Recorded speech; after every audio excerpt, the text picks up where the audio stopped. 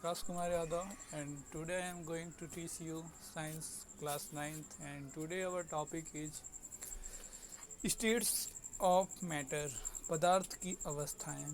आपने सुना होगा बचपन से ही ये बात आप जानते हैं कि पदार्थ की मुख्यतः 3 अवस्थाएं होती हैं, उनके बारे में हम यहाँ पे डिस्कस करेंगे। Okay, let us start. अपने आसपास के पदार्थों को ध्यान से देखें, ये कितने प्रकार के होते हैं। हम पाते हैं कि पदार्थ अपने 3 रूप में होते हैं। एक ठोस हो सकता है, एक द्रव हो सकता है और एक गैस।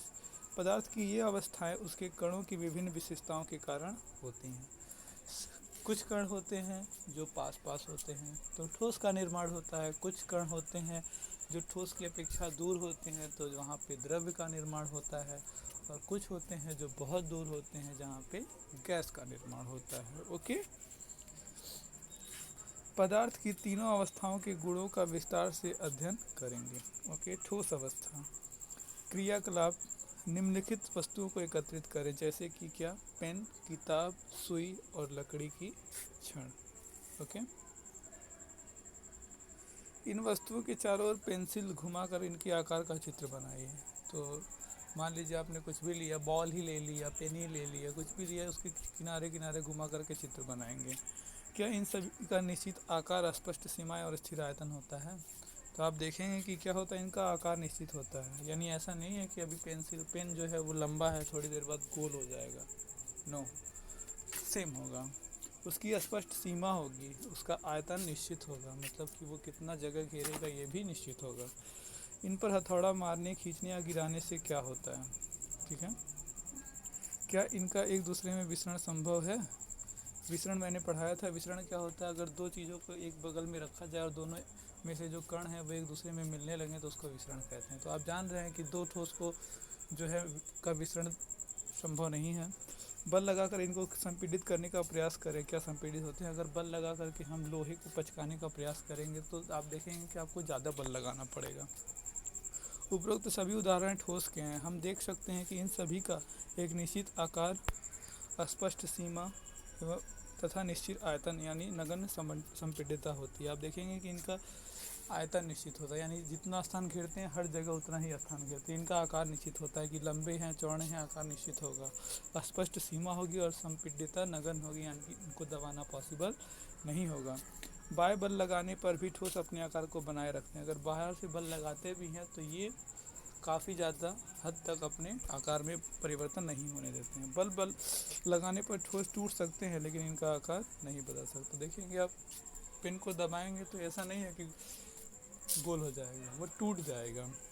इसलिए ये दृढ़ होते हैं, यानी कि कठोर होते हैं। निम्नलिखित पर विचार कीजिए, करते हैं। रबड़ बैंड को क्या माना जाए? क्या खींचकर इसका आकार बदला जा सकता है? क्या ठोस है?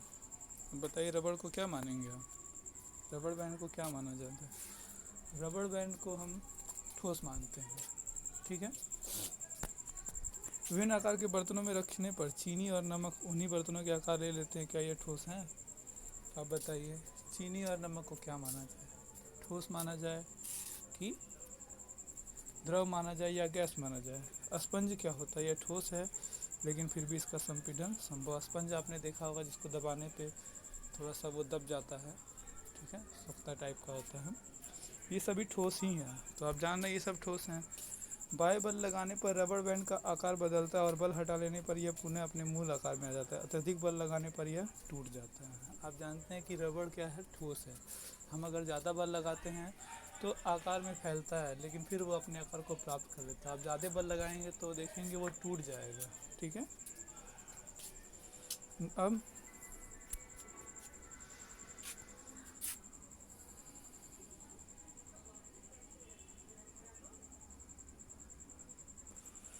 चाहे हम शर्करा या नमक को अपने हाथ में ले लें या किसी प्लेट या जार में रखें, इनके क्रिस्टलों के आकार नहीं बदलते हैं।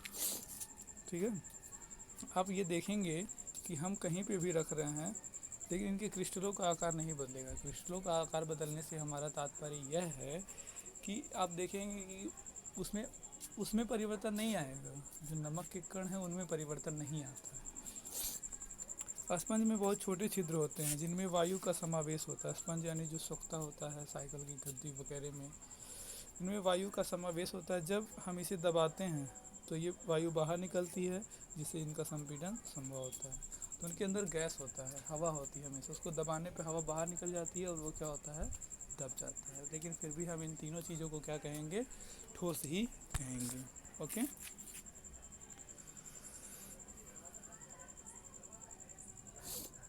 द्रव अवस्था, निम्नलिखित चीज़ों को एकत्रित करें: जल, खाने पकाने का तेल, दूध, जूस, शीतल पेय। विभिन्न आकार के बर्तन, प्रयोगशाला के एक मापक सिलेंडर की सहायता से इन बर्तनों में 50 ml का निशान लगा लें। इन द्रवों को फर्श पर डाल देने पर क्या होगा। ओके, तो अब देखेंगे, सबसे पहले तो आपको इन चीज़ों को इकट्ठा करना है। इकट्ठा करने के बाद विभिन्न आकार के बर्तन लेने हैं और उन पर 50 ml का निशान लगा देना है।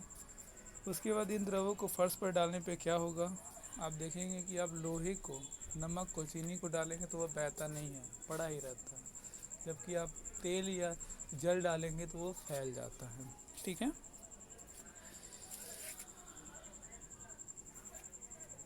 किसी एक द्रव का 50 ml माप कर किसी विभिन्न बर्तनों में क्रमशः एक एक करके डालें। क्या प्रत्येक बार आयतन एक समान रहता है? क्या द्रव का आकार एक समान रहता है? द्रव को एक बर्तन से दूसरे बर्तन में उड़ेलने पर क्या होता है?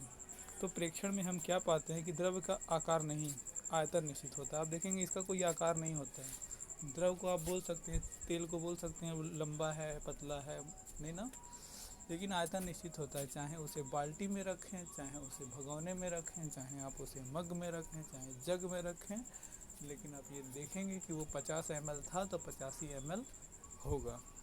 इसलिए हम ये कह सकते हैं कि उसका क्या होता है, उसका जो आयतन होता है वो निश्चित होता है। ठीक है। आगे, जिस बर्तन में इन्हें रखा जाए ये उसी का आकार ले लेते हैं। द्रवों में बहाव होता है और इनका आकार बदलता है, इसलिए ये दृढ़ नहीं लेकिन तरल होते हैं। द्रवों में बहाव होता है और इनका आकार बदलता है, इसलिए ये दृढ़ नहीं लेकिन तरल होते हैं। कहने का मतलब है द्रवों में बहाव होता है, यानी द्रव जो है बहते हैं, अगर इनमें बहने की क्षमता होती है, इसलिए इनको तरल कहते हैं। क्रियाकलाप 1.4 और 1.5 के संदर्भ में हमने देखा कि ठोस और द्रव का द्रवों में विसरण संभव है। वातावरण की गैसें विसरित होकर जल में घुल जाती हैं।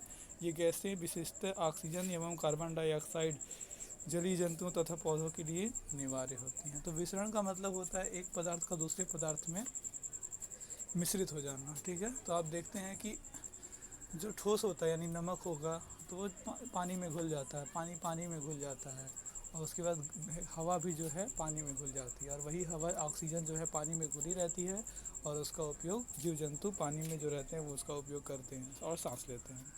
सभी जीवधारी अपने जीवन निर्वाह के लिए श्वास लेते हैं। जलीय जंतु जल में घुली ऑक्सीजन के कारण सांस लेते हैं। इस प्रकार से हम ये निष्कर्ष निकल पर पहुँचते हैं कि द्रव और ठोस में तीनों में विसरण संभव है। ओके, तो हम ये कह सकते हैं कि तीनों में विसरण संभव है।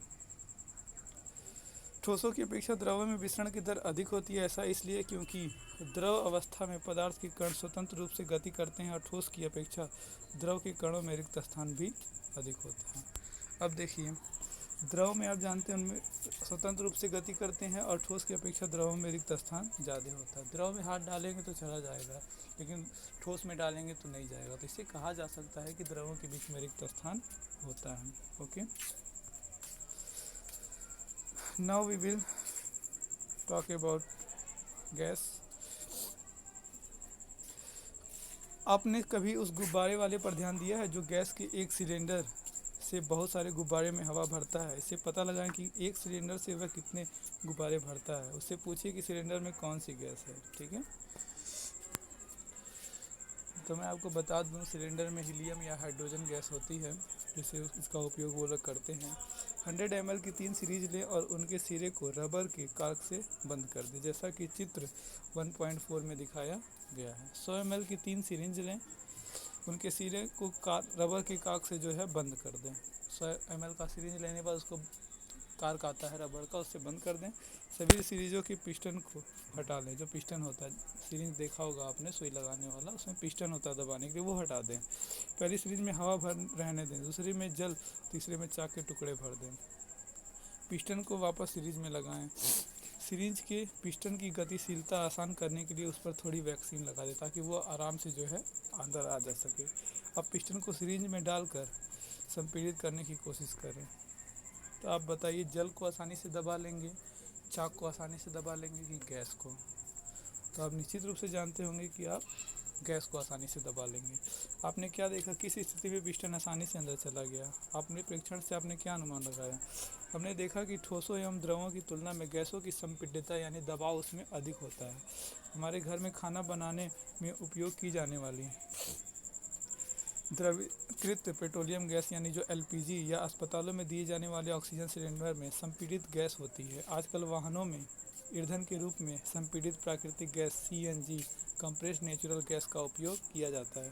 संपीड़ितता काफ़ी अधिक होने के कारण गैस के अधिक आयतन को एक कम आयतन वाले सिलेंडर में संपीड़ित किया जा सकता है। गैस बहुत सारी होती है लेकिन उसी छोटे सिलेंडर में हम रख पाते हैं।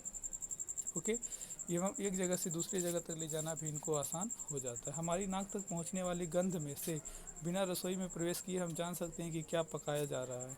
ये गंध हम तक कैसे पहुंचती है? खाने की गंध के कण वायु में मिल जाते हैं और रसोई से फैलकर हमारे तक पहुंच जाते हैं। यह गंध के कण और दूर भी जा सकते हैं। पके हुए गर्म खाने की महक हमारे पास तक कुछ ही क्षणों में पहुंच जाती है। इसकी तुलना में ठोस एवं द्रवों के मिश्रण से करें। कणों की गति और अत्यधिक रिक्त स्थानों के कारण गैसों का अन्य गैसों में मिश्रण बहुत तीव्र होता है। आप देख रहे हैं कि ठोस सबसे कम फैलता है, द्रव उससे ज़्यादा फैलता है और सबसे अधिक क्या फैलता है? गैस। और गैस किसी भी चीज़ में बहुत आसानी से मिक्स हो जाता है, इसलिए हम ये कह सकते हैं कि गैस जो होता है उसकी विसरण दर यानी मिलने की क्षमता अधिक होती है। ओके,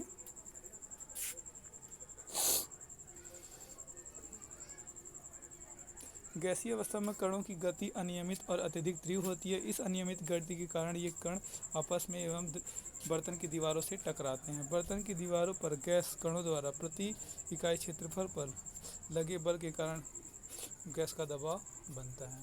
तो आप देखेंगे कि जब इनको किसी बर्तन में भरा जाता है तो ये उड़ने का प्रयास करते हैं। जैसे आप खोलते हैं गैस का सिलेंडर खोलेंगे तो अचानक वो बाहर आ जाएंगे, तो वो है क्या? वो प्रेशर है। उसके कण हमेशा उसके बर्तन से टकराते रहते हैं और हमेशा बाहर निकलने का प्रयास करते हैं, और वही क्या कहलाता है? गैसों का दबाव। आज हम यहीं तक रखेंगे। और इस यहाँ पे आपने ये सीखा कि जो गैस जो ठोस होते हैं वो कठोर होते हैं, उनका आकार और आयतन दोनों निश्चित होता है। मतलब उनका आकार भी निश्चित होता है, उनका आयतन भी निश्चित होता है। द्रव का आकार शेप निश्चित नहीं होता है लेकिन आयतन निश्चित होता है, जबकि ठोस यानी गैस जो होती है, गैस जो होता है उसका आयतन और आकार दोनों निश्चित नहीं होता है। जिस बर्तन में रख दीजिए उसी का आकार ले लेगी, और इसका आयतन भी निश्चित नहीं होता है। 50 ml के बर्तन में रखेंगे तो 50 ml बताएगी, 100 ml के बर्तन में रखेंगे 100 ml बताएगी। तो इसलिए ये जो है ये फैल जाती है। जबकि आप पानी का उदाहरण दीजिए तो उसका आयतन निश्चित होता है, कहीं भी रखिए वो उतनी ही मात्रा में होगी। ओके, और विसरण की बात करें तो ठोस में विसरण सबसे कम होता है, द्रव में उससे ज़्यादा होता है, और सबसे ज़्यादा किस में होता है? आपका गैस में होता है। That's all for today. Thank you.